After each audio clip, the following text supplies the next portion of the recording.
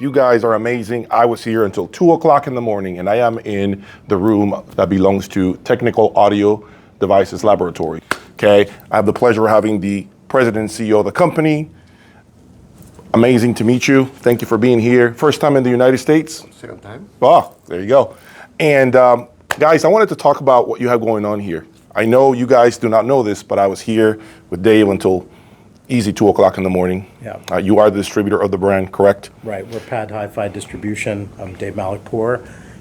And we're bringing TAD products to the U.S. For about the last year. So. Okay. So, and we spent a lot of time with these amazing reference R1TX loudspeakers, as well as the bookshelf version of the speaker, the CR1TX. And I was completely taken aback by what I heard. I mean, this is my first one-on-one time with TAD loudspeakers, guys. And in the past, to be honest with you, I passed you by. I saw you at a show, didn't pay attention. I made the effort this time, and this, the results are, I sat here for 3-4 hours listening. And to me, that speaks volumes.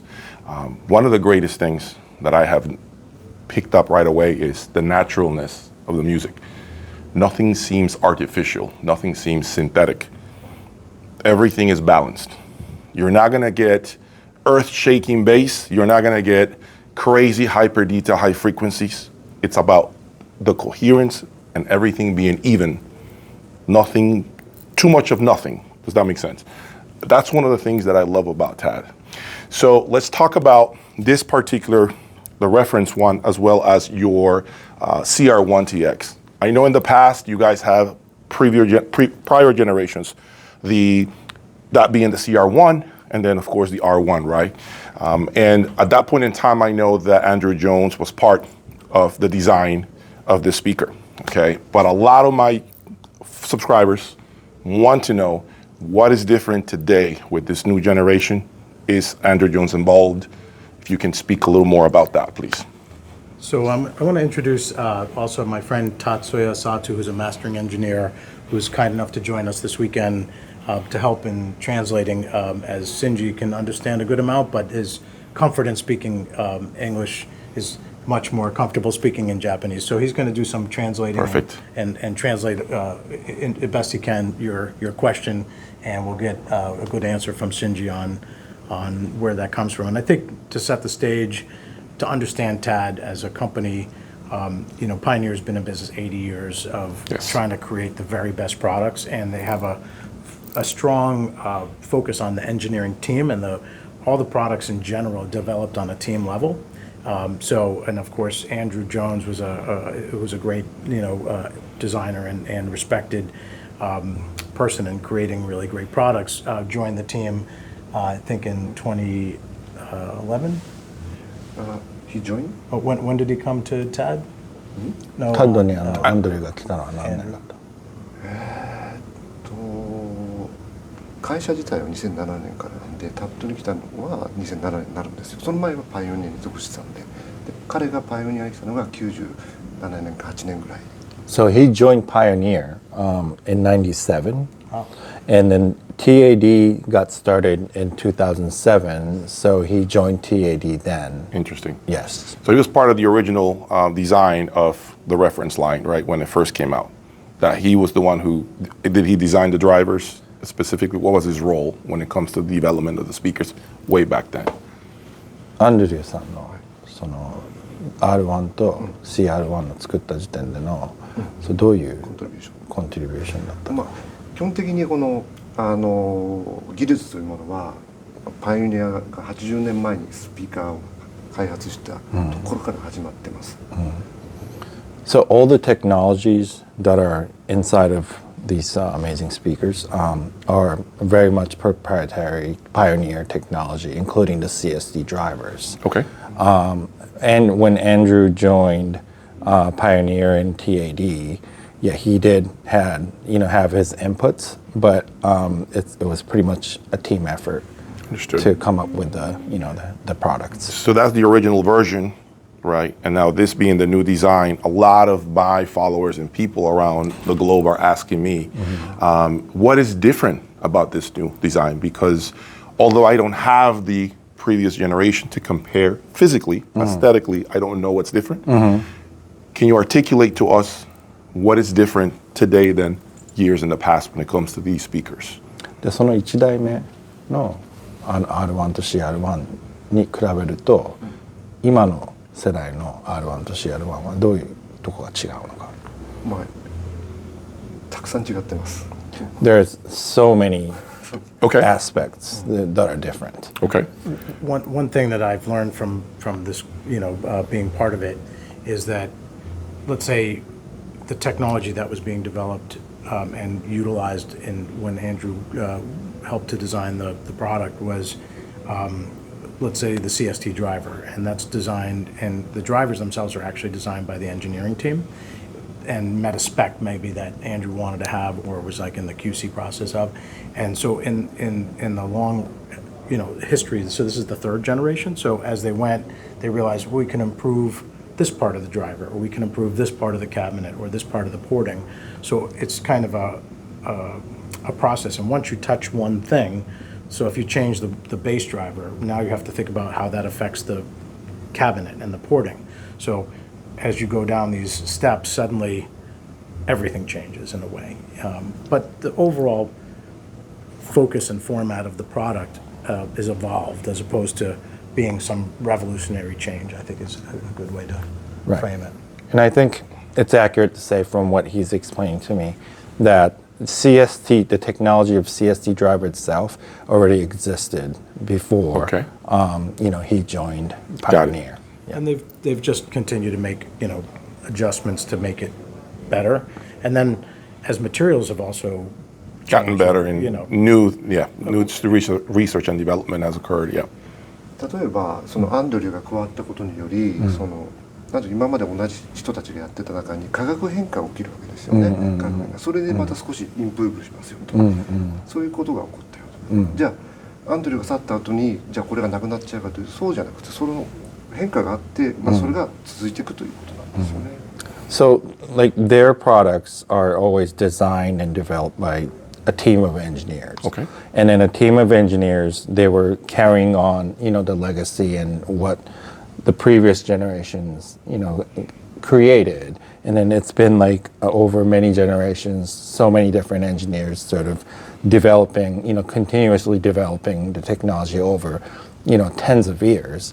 So he was saying that yes, when Andrew came, he definitely added to what the team already had, but then since then it has evolved so much. It's interesting to know. Talk to us. Yesterday, we were talking to me about the finish, the wood utilized for these speakers. Right now, you guys are looking at the speaker, the reference speakers, so you can appreciate some of the beauty of this wood. Talk to us through it as far as what is utilized and where are the speakers built and all of that. That's important. So, Shinji-san, all of the product here is made in Japan. Yes. So, I forget the name of the cabinet. はい、このキャビネット自体は、その日本で有名な家具、ファーニチャーのところが作ってくれたんですけども、その天童木工と言います。天童木工。でそこがキャビネットを作って、MDF の積層のやつをぐーっと曲げてキュッと作っているという頑丈な筐体になります。So there's a company, furniture company. Originally, they make furniture. A company called Tendo. So they collaborated with Tendo to come up with, this pretty, difficult woodwork. Yeah. The design is beautiful, and I have to be honest here. I have not been a fan of the color of this type of color in any speaker. It doesn't matter the brand, but for the first time, I can tell you that if I were to buy a pair of these speakers, I would go for this finish. It is just beautiful. It's just gorgeous. I went and saw the other speaker that you're unveiling, the CE1TX. And the first thing I did is I looked at the finish, the beautiful finish, the gloss. There's no imperfections. I don't see any hairlines on it. I don't see nothing. That just speaks volumes about Japanese quality control and the pride that Japanese engineers take. And that's one thing that I have to be honest. One of the most attractive things, besides, of course, the sound, which had me here for 3-4 hours last night. I'm exhausted I'm not complaining because I loved it. The look of the speaker, the feel, it just feels like premium. It feels like you're getting your money's worth okay? And no corners cut. There's no shortcuts. You feel, you touch the speaker, and it's just, it almost feels like a timeless piece. When I see it, I can actually see the speaker look beautiful in the year 2040, 2045. It doesn't seem to age. Because when I look at it from the year 2010 or whenever it was first released, it's quite similar to what it is today overall, but it still looks current. It still looks modern. And I love that because most of you guys are looking for that last speaker, that very last speaker that you will buy until you move on to another life. And you don't want to see an old piece of furniture that looks old, like an old chair or an old desk. And that speaker is certainly going to continue to evolve as you make your house, your decorations prettier. I think the speaker will fit in any environment. I love the look of the speaker. And the sound is phenomenal. I don't have to recommend it. I triple recommend because the biggest attraction to me has been that naturalness. The naturalness is what attracted me, but for what's interesting about the speaker, and I think my viewers would love to hear, is that it taught me things that I wouldn't have known otherwise. And what I mean by that is that we think we know what natural sound outside is really like, and when you hear it through a speaker, you think you know that that's natural, but you really don't. And I think the speakers yesterday, when I heard things here, it doesn't sound boosted. It doesn't sound forced, right? So my ears were like in the beginning stages when I sat down, the first 10 minutes, I was still trying to understand what was happening. But then my brain and my ears synced up. And all of a sudden I was taken away. One of the biggest comments, one of the largest, I mean, the most important comment I made to him was, my body left the room, my mind left the room. And I can explain what happened to me, right. But I found myself never analyzing the music. I was enjoying the music. Yes, right. The system was doing this to me. Hey, relax, listen, just listen. Let's get, and I love that feeling with this speaker. I can't say that I have had that experience with the multiple loudspeaker brands that I've owned on my channel. I've had many different brands. You guys have seen them. And so I'm extremely excited that I have actually learned something new. I was talking to you last night about, the shock factor that the speaker had, including the bookshelves that you're seeing right now on your screen. Amazing. If I were to buy a speaker because of what I do, and a lot of times I have a lot of things coming in and out of my channel, I would probably go with the bookshelves for me. But believe me, these are amazing as well. The bookshelves are just mind-boggling. I don't feel like you need a subwoofer. I don't feel like you need anything added to it. Like everything seems even. You see what I'm saying? I'm not finding treble controls, like the bass, the tweeter, like I don't care, like leave it alone, enjoy it. So I want to commend you guys for what you have here, the naturalness, the beauty of the speaker, not only sonically but also physically is just mind-boggling. Okay, so thank you for your time, Shinju. I really appreciate you being here with us and sharing more about your speakers, and I hope you guys continue to stay tuned because I have a lot more to come, and maybe you get to see a TAD speaker in the future in my lab.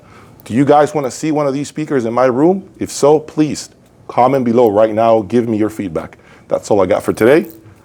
Stay tuned for more. Peace. Thanks, bro. All right. Thank you very much. Thank you. Explained it very well. Awesome. I'm great. I'm glad.